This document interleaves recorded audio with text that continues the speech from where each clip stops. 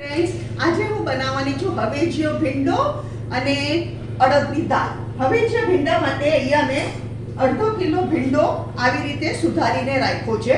સૌથી પહેલા આપણે હવેજીયો ભીંડો આપણે તેલ મૂકીને ગરમ કરવા મૂકીએ, પછી તમે બધી સામગ્રી જેમ જેમ નાખતી જાઉં છું એમ તમને કહેતી જાઉં છું.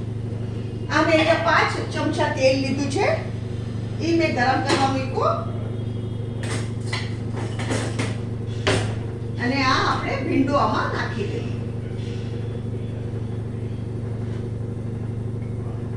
હવે શું કરશું, આપણે ભીંડાનું મીઠું નાખશું. ભીંડામાં મીઠું નાખીએ એટલે ભીંડો જલ્દી ચડી જાય.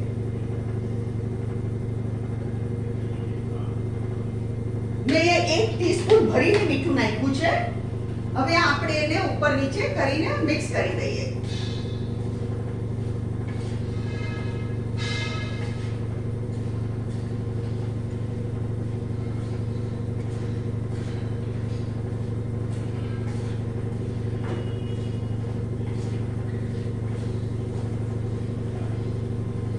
હવે આપણે શું કરવાનું, આમાં શું કરવાનું, આપણે આ થાળી મૂકવાની અને એના ઉપર પાણી નાખવાનું, એટલે ભીંડાને શું છે સોફ્ટ થાય, આપણે ભીંડો સોફ્ટ થાય.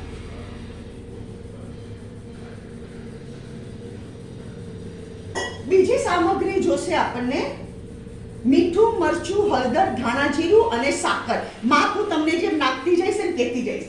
અને અડદની દાળ માટે મેં રાતના અડદની દાળ પલાળી, સવારે એને મીઠું નાખીને પ્રેશર કુક કરી 4 વિસલ સુધી, અને આ છે આપણી અડદની દાળ. તો હવે પહેલા આપણે અડદની દાળ બનાવીએ. એના માટે અહીંયા લસણની ચટણી છે 1 ટેબલસ્પૂન, એમાં મેં પાણી નાખીને ગોળી રાખ્યું છે, એ આપણે લસણની ચટણી નાખી દઈએ. મીઠું ઓલરેડી નાખી ચૂકી છું સીટી મારવા ટાઈમે. પછી ચપટીક લાલ મરચું નાખશું, કારણ કે લાલ મરચું ઓલરેડી છે. હળદર નાખશું 5 ટીસ્પૂન જેટલી હળદર, 5 ટીસ્પૂનથી ઓછી હળદર, અને 1 ટેબલસ્પૂન સુગર, સાકર, 1 ટેબલસ્પૂન સાકર. હવે આપણે શું કરશું, આને આમાં તેલ ઘી કાઈ નહીં આવે. આ અડદની દાળ બહુ સરસ લાગે અને ઇન્સ્ટન્ટ બની જાય છે, આમાં તેલ ઘી કાઈ ન આવે. આને આપણે ગરમ કરવા મૂકી દઈએ.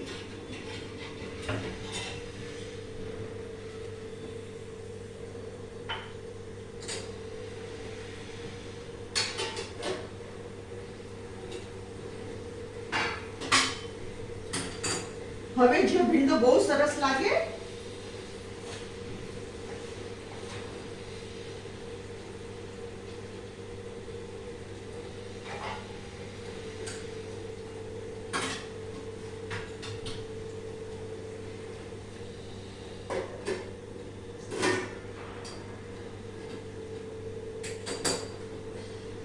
આ દાળને છે ને ખટખટાવાની બી ન હોય, એક ઉભરું આવે એટલે આપણે દાળ થઈ ગઈ.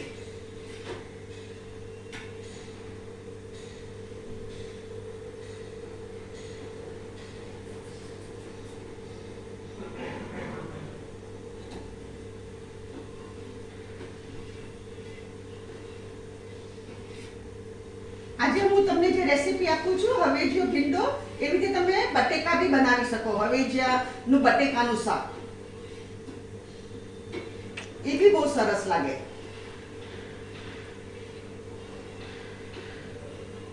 અને હવેજીયો ભીંડોમાં આ 4 ટેબલસ્પૂન જેટલા ચણાનો લોટ નાખવાનો છે, 4 ટેબલસ્પૂન જેટલો.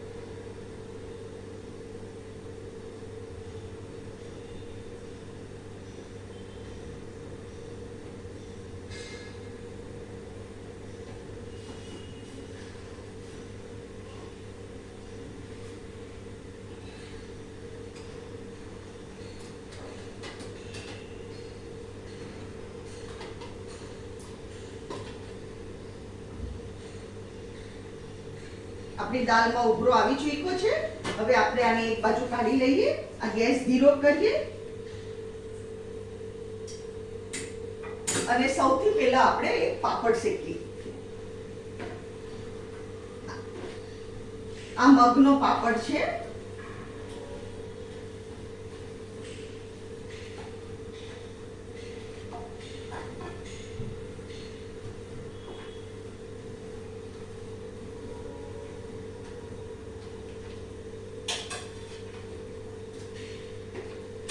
અને ગેસ ધીરો કરી દઈએ.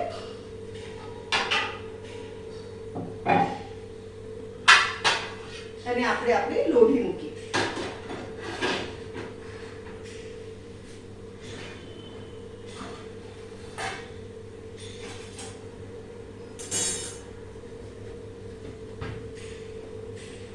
પાપડના આવી રીતે સ્મોલ પીસીસ કરી દેવાના.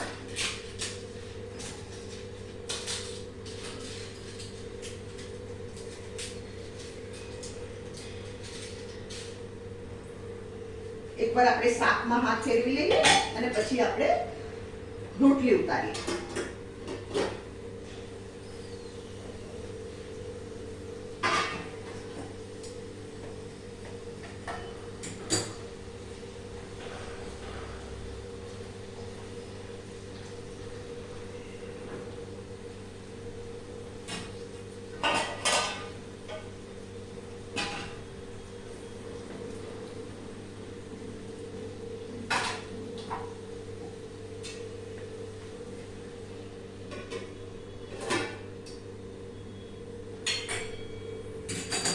આ રોટલીનો લોટ બાંધ્યો છે એકદમ નરમ.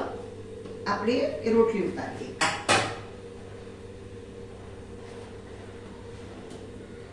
આ છે અથામણ.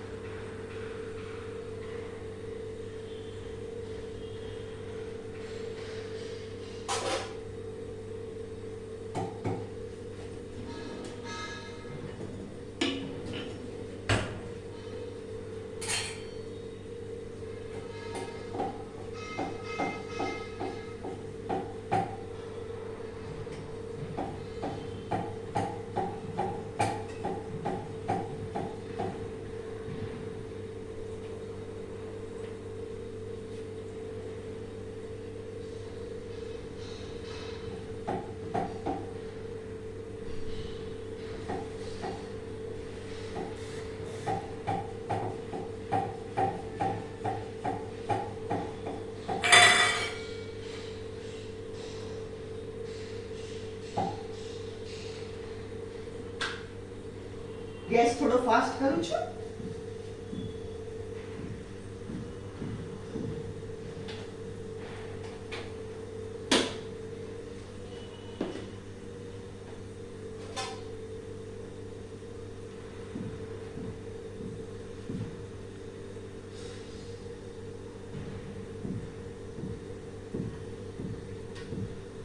એક સાઈડથી કાચી પાકી શેકવાની, પછી બીજી સાઈડથી આપણે પૂરી શેકશું એને.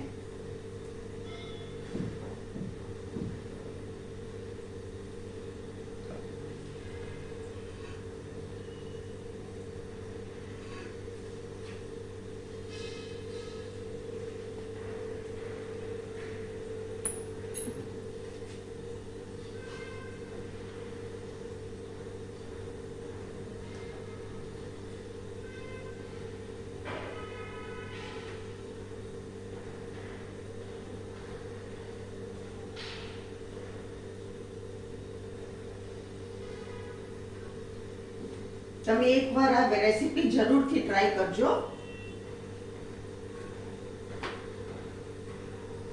આ રેસીપી બી મારે મમ્મીના જમાનાની છે. She is 83 years old.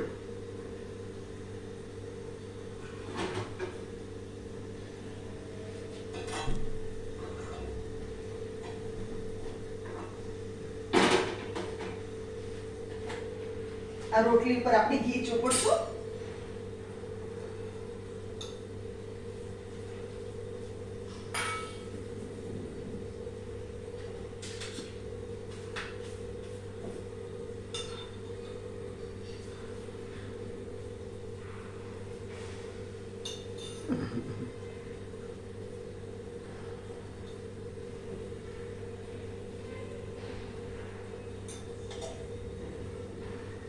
હવે આપણે આપણું શાક ચેક કરીએ.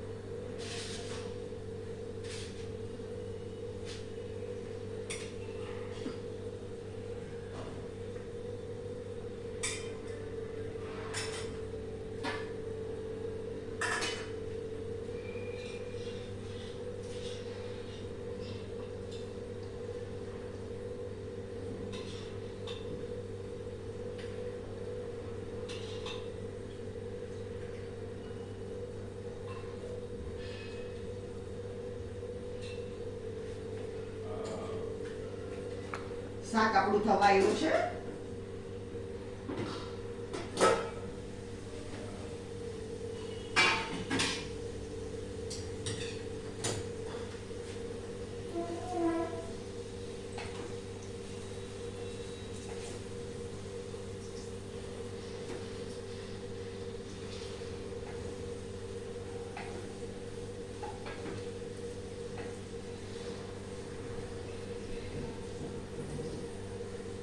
બસ હવે આપણે ખાલી 2 મિનિટ આને કવર કરીને રહેવા દઈએ છીએ. ખાલી 2 મિનિટ એટલે આપણું શાક તૈયાર.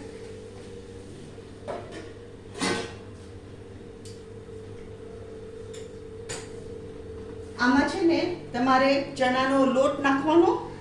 આ શાક આપણે ચડી જાય ને એટલે હું આ 4 ટેબલસ્પૂન ચણાનો લોટ નાખીશ. મીઠું, મરચું, સાકર, ધાણા જીરું, અને ધાણા જીરું થોડું વધારે આવશે કારણ કે હવે જીરું શાક છે. અને પછી એના પર કોથમરી પાથરીશ.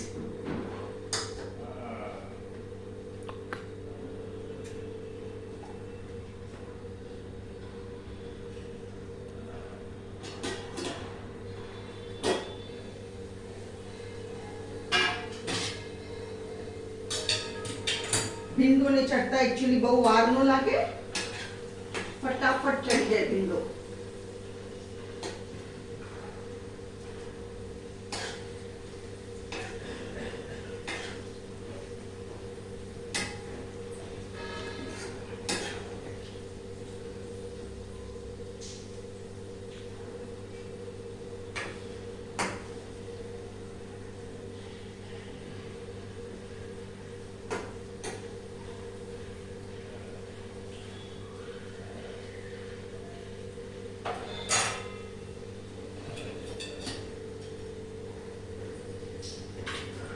બસ ખાલી 2 જ સેકન્ડ છે, હવે પતી ગયું.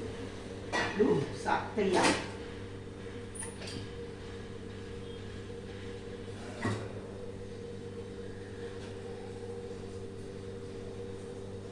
આ રેસીપી એટલી સરસ લાગે ને, તમે એક વાર કરશો ને તો વારે ઘડીએ કરશો, એટલી ટેસ્ટી આ રેસીપી છે.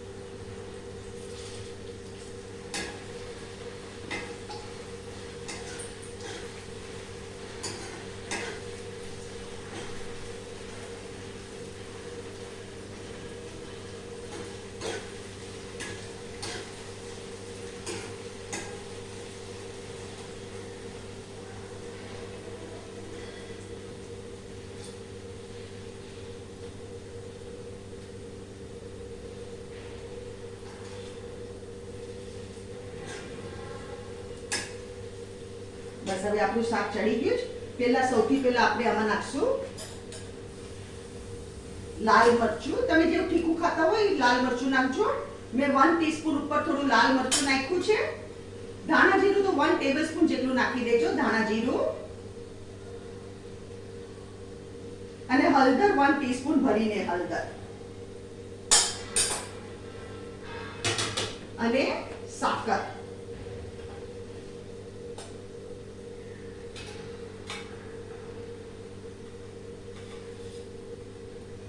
વન 2 અને 2.5 ટેબલસ્પૂન જેટલી સાકર નાખી. 2.5 ટેબલસ્પૂન. હવે આપણે એને એકવાર મિક્સ કરી દઈએ.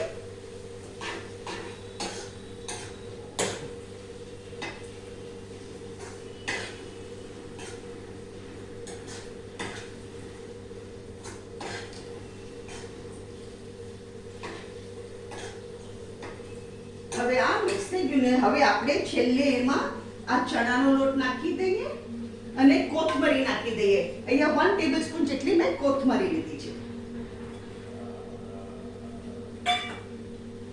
અને એકવાર એને બરાબર મિક્સ કરી દઈએ.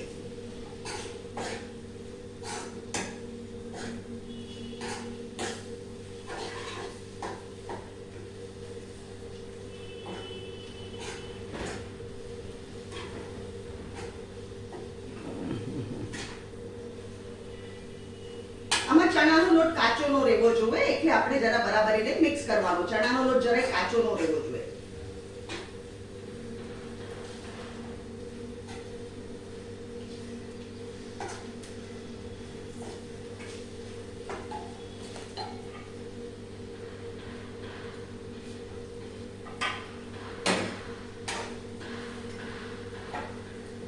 આ જુઓ, આ છે આપણું આજનું હવેજીયું શાક.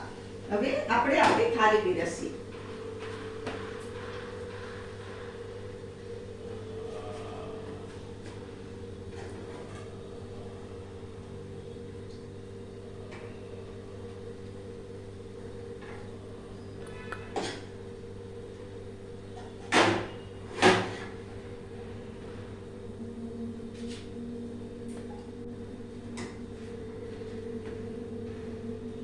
આ છે આપણી આજની રેસીપી. અડદની દાળ, ભીંડાનું હવેજી શાક, રોટલી, ભાત અને પાપડ અને આપણે ઠંડી ઠંડી છાશ. ગુજરાતીઓના ઘરમાં છાશ વગર તો આપણને ચાલે જ નહીં. અગર તમને આજની મારી રેસીપી પસંદ આવી હોય તો મારી વિડીયોને લાઈક કરો, શેર કરો, મને કમેન્ટમાં જરૂર લખો તમે બનાવો અને મને કમેન્ટમાં જરૂર લખો કે કેવી લાગી અને મારી ચેનલને જરૂર સબસ્ક્રાઈબ કરો.